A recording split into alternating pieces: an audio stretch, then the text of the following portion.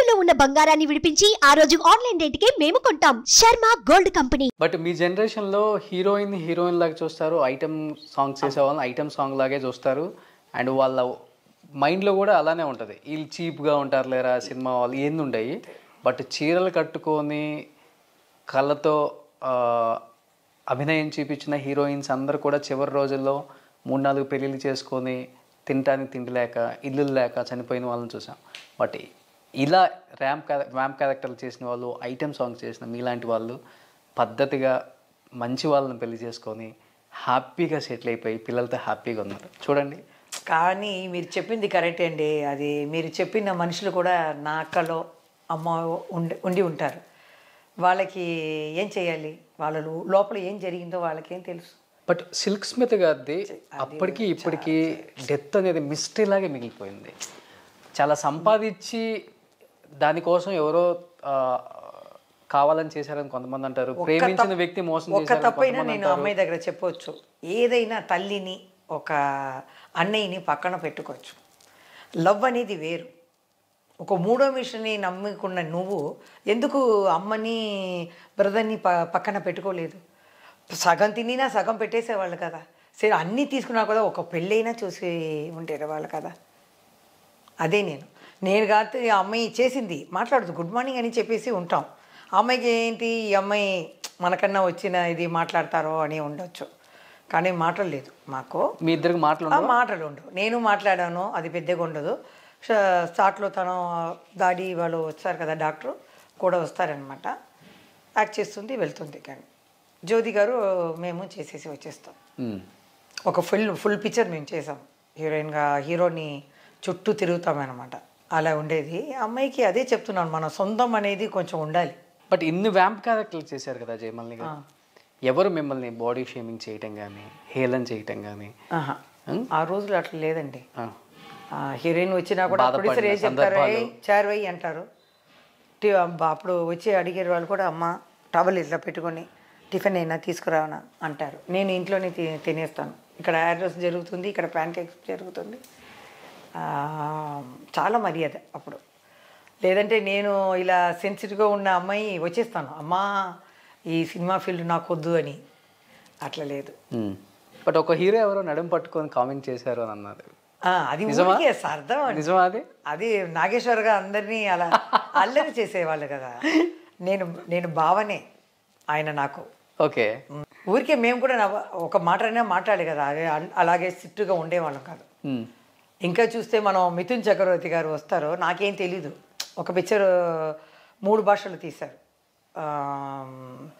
ఆటుకారాల మీలో అని చెప్పి, పొట్టేలు పొన్నమ్మ. దాంట్లో శ్రీప్రియ గారు తెలుగు తమిళ్ చేశారు, శివకుమార్ ఒకటి, మురళీమోహన్ ఒకటి.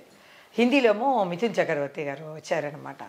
వీళ్ళు స్టిల్ కీపర్ వాళ్ళందరూ ఏం చెప్పారు, జయ గారు మీరు నైస్గా ఆయనకి చెప్పండి, గుడ్ మార్నింగ్ అంటే ఇది నా ఉన్నే కదలికిరే చెప్పమనండి అని.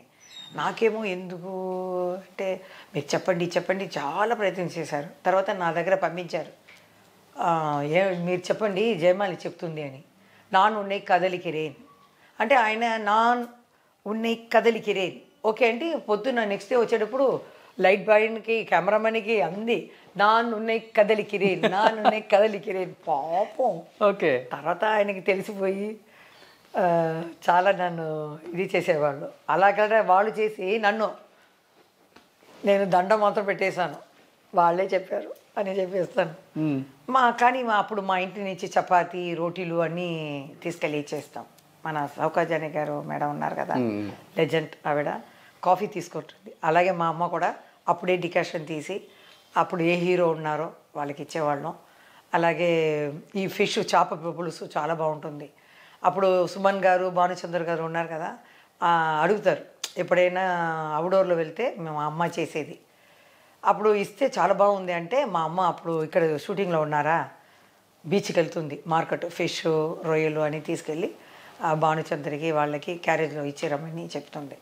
ఇచ్చి వస్తే వాళ్ళు తినేసి బాగుందని చెప్పేవాళ్ళు. అమ్మ బాగా చేస్తారు, బాగా చేస్తుంది. కాఫీ కూడా రజనీకాంత్, మన విష్ణువర్ధన్ కన్నడంలో అందరూ కాఫీ అంటే నాకు ఇచ్చేటప్పుడు అమ్మ ఇంటికి వెళ్ళి తను తాగి వస్తుందన్నమాట. అమ్మ వెళ్ళేటప్పుడు మా మేకప్ మ్యాన్ నాకు తోడుగా ఉంటారు. బట్ మీ రోజుల్లో డ్యాన్స్ అంటేనే అంతగా తెలియదు హీరోస్కి. మీ డ్యాన్స్ చూసి అమ్మో ఇప్పుడు జయమాలిని గారితో సీన్లు ఉన్నాయా, డ్యాన్స్ ఉందా ఈరోజు? పిచ్చి మగరాజు చూసారా, హీరాలాల్ మాస్టర్ ఇలా చెయ్యి పట్టుకుని అలా రోల్ చేస్తారు.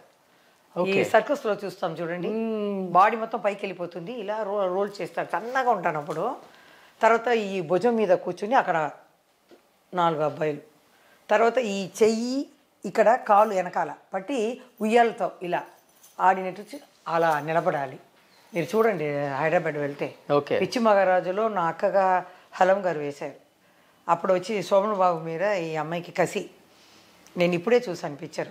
అప్పుడు అడుగుతారు నిజం చెప్పు, ఆయన పోలీస్ ఆఫీసర్ అనమాట, ఈ గ్రూప్ వాళ్ళు విల్లన్ వాళ్ళు ఎవరైనా చెప్పు అంటే, నువ్వంటే నాకు చాలా ఇష్టం, నా ఆశ నువ్వు తీరిస్తే నేను చెప్తానంటే, ఈయన పోలీస్ కదా ఓకే చెప్పు అంటారు.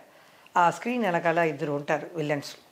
అప్పుడు ఇలాగ వచ్చి ఇలా చెప్పమంటుంది, టప్పమని కొట్టేస్తారు, అలా కింద పడిపోతుంది. వాళ్ళు సైరన్ వస్తుంది, పోలీసు వచ్చింది మనం వెళ్తామని వెళ్ళేస్తారు. తర్వాత శోభన్ బాబు అడుగుతారు, ఏమ్మా చెప్పు ఎవరు అంటే హోటల్ పేరు చెప్పి లిల్లీ నా చెల్లి లిల్లీ అని చనిపోతుంది. అప్పుడు సాంగ్ అనమాట, ఆ కూటు ఈ కూటు అని ఒక సాంగు. శోభన్ బాబు వస్తారు, నన్ను పిలవడానికి వస్తారు, గ్రూప్స్ అన్నీ అలా ఆడుతూ వెళ్తారనమాట. ఇలా ప్రయత్నం చేసి లాస్ట్లో నా చేయి పెట్టుకుని మేకప్ రూమ్కి వస్తారు. నాకు తెలుసు ఈయన ఎవరని. నువ్వా, ఎందుకు వచ్చావు అని అడుగుతాను. ఏం లేదు, ఇలా ఈ విషయం తెలుసుకోవడానికి. నాకు తెలీదు అంటాను. లేదు నీ అక్క చెప్పింది, ఇలా చనిపోతూ ఇలా ఈ క్లబ్లో నా లిల్లీని కలువు, నా చెల్లెల్ని తను చెప్తుంది అని. అక్క చనిపోయిందా, ఎప్పుడు? మీ బాస్ వల్లనే చనిపోయారు అనగానే నేను కొంచెం కష్టపడతానమాట. చెప్పేస్తాను, కట్ చేసేస్తారు సాంగ్. నేను లోపల వెళ్ళేటప్పుడు విల్లన్ 2 వస్తారు, ఇలా తిరుగుతారు. ఏం మేడం, వీళ్ళని చూసేసి భయపడి వెళ్తాను. ఎక్కడ వెళ్తున్నాను మేడం అంటారు. ఏం లేదు అంటే, ఏంటి, వాళ్ళు తాడు ఇలా పట్టుకుని వస్తారు ఏమైనా చెప్పడానికి. నన్ను ఏంటి, నిన్నేదో కలిశారంట ఆ పోలీస్ అతను. అవును అడిగాడు, ఉన్నది చెప్తాను అంటే. చెప్పేశారా అంటే, ఫూల్, అన్నీ చెప్పేస్తానా, ఊరికే మీకు చెప్పాను, నేనేం చెప్పలేదు అని చెప్పేస్తానమాట. అది ఎంత బాగా గుర్తుంది చూడండి మీకు. అలా వాళ్ళు వెళ్ళిపోతారనమాట. అది నాకు స్క్రీన్కి దూరమైనందుకు బాధ అనిపించట్లేదా? నిజం చెప్పండి. ఇప్పుడు బాబు అన్నీ సెటిల్ అయిపోతే బోర్గానే ఉంటుంది. ఇప్పుడు మన సురేష్ కొండేటి ఉంటారు కదా, ఎప్పుడు ఫస్ట్ చేస్తారు అమ్మ రామా 3 ఇయర్స్గా. నేను ఎక్కడైనా అప్పుడు వర్షం వచ్చి తుఫాన్ వచ్చిందంట దానికి ముందు జ్యోతి గారు చనిపోయారు. అందుకని టికెట్ వేసి పాపం. అందుకే ఈసారి చెప్పాను, అందరినీ కలవాలని ఉన్నాను, నాకు లాస్ట్ మినిట్లో చెప్తాను, ఎందుకంటే నేను ఓకే అని చెప్పేసి రావటం అనేది తప్పు. 4 రోజుల ముందు చెప్పాను, నేనే ఫోన్ చేశాను. ఇప్పుడు కూడా గుడ్ మార్నింగ్ పెడుతున్నాను, ఎందుకని తెలుసా అన్నాను. నా ఇంట్లోనే ఉన్న చిలకని బయట తీసుకొచ్చారు. ఓకే, సంతోష్ అవార్డ్ 2014లో నా సినీ కుటుంబం అన్నీ చూశాను. కృష్ణ గారిని, అందరినీ, చిరంజీవి గారిని, సుబ్బారామరెడ్డి గారిని, నా ఫేవరెట్. అన్ని తర్వాత చూసిన తర్వాత వాళ్ళ రియాక్షన్ ఏంటి? రెగ్యులర్గా అంటే అందరు కలుస్తుంటారు, మీరు కలవరు. మాటలే రాని రావేంద్రరావు మాట్లాడారు. స్టేజ్ మీద వెళ్ళాను, జయ ఇలా నేను సౌందర్యలాగా చేస్తున్నాను, నువ్వు రావాలమ్మా అన్నారు. మాట్లాడు, గుడ్ మార్నింగే. ఇప్పుడు ఆయన కూడా నాలాగా మాట్లాడుతున్నారు కదా అన్ని ఫంక్షన్లో. అలా పట్టుకుని అడిగారు, అదే ఫస్ట్ మాట అనమాట. వస్తానండి అన్నాను. నా సిగ్గు వల్ల చెడ్డ పేరైంది. సురేష్ కొండేటి నెక్స్ట్ డే వచ్చారనమాట. ఆయన పత్రిక ఏదో ఎలా వచ్చారు మీలాగా ఇంటర్వ్యూ కోసం. అప్పుడు ఫోన్ చేసి ఇచ్చారు. డైరెక్టర్ గారు నాతో మాట్లాడారు. జయ నువ్వు రావాలమ్మా షోకి, ఎప్పుడు చెప్పు అన్నారు. మీరు చెప్పండి నేను వస్తాను అన్నాను. కొంచెం భయమే.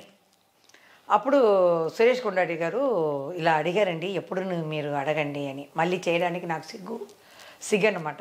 ఆయన ఫోన్ ఎత్తారు, ఎంగేజ్ అనే వచ్చింది. అప్పుడు ఈయన ఎంట్రీ అయిపోయింది.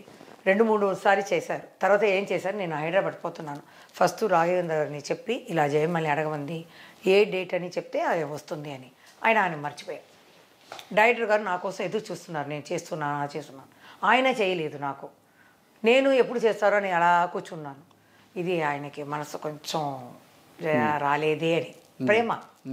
అందరూ వచ్చారు, నేను కూడా చూసాను. శ్రీదేవి కూడా వచ్చారు, వెంకటేష్ గారు, నాగార్జున గారు అందరూ వచ్చారు. నాకు కష్టమైపోయింది ఆ ఇదిలో, నేను కూడా రాలేకపోయాను అని. ఆయన ఇంకొకసారి TV9లో అడిగారనమాట, సార్ దాసనారాయణ గారు వెళ్ళి జయమాలినికి చెప్పి మాకు ఇంటర్వ్యూ కొంచెం చెప్పించండి అంటే, నా షోలోనే అడిగాను, అమ్మాయి రాలా, నేను అడగను, మీరు కావాలంటే మీరు ఎవరితో చేసుకోండి అంటే నాకు కష్టపడింది మనసు. అయ్యో ఇంత ఉండి మన ఆయన మనసుని కొంచెం బాధ పెట్టేసాము అని. ఈ దూరంగా నేను చెప్తున్నాను, రాఘవేంద్రరావు గారు మీరు ఎప్పుడు నీకు డార్లింగ్ అనమాట. ఎక్కడైనా ఫంక్షన్లో చూస్తే మీకు చేతిలో కిష్ ఇస్తాను. ఈ జయ గారిని మీరు మన్నించాలి, ఓకేనా? తప్పకుండా మనం కలుస్తాము. అప్పుడు మిమ్మల్ని సమర్పణలు కోరుతాను. మీ చేతిలో ఎక్కడైనా స్టేజ్ మీద ఉన్న చేతిలో కిష్ ఇస్తాను, ఓకేనా? ఇప్పుడు ఒక ఫ్లయింగ్ కిస్ చేయండి ఆయనకి. రాఘవేంద్ర గారు మీకు వయసు అయిందా? ఆ స్టైలు, ఆ నవ్వు, ఆ గడ్డం మారలే లేదు. ఎలాగా చెప్పండి. నేను మాట్లాడుతున్నాను కదా, మీరు మాట్లాడరా? ఐ లవ్ యూ రాఘవేంద్రరావు గారు. Bye, see you. ఓకే, పంపిద్దాం ఆయనకి. ఏం భయం కాదు, మా చిరు గారు, మా భానుప్రియ గారు, మా కుటుంబం కాదు, మా రాఘవేంద్ర గారు. ఇప్పుడు ఇలా ఇంట్లో ఇల్లాలి ఏం చెప్తుందో. సుమన్ టీవీలో మీ పర్సనల్ అండ్ బిజినెస్ ప్రమోషన్స్ కోసం కింది నెంబర్కి కాంటాక్ట్ చేయండి.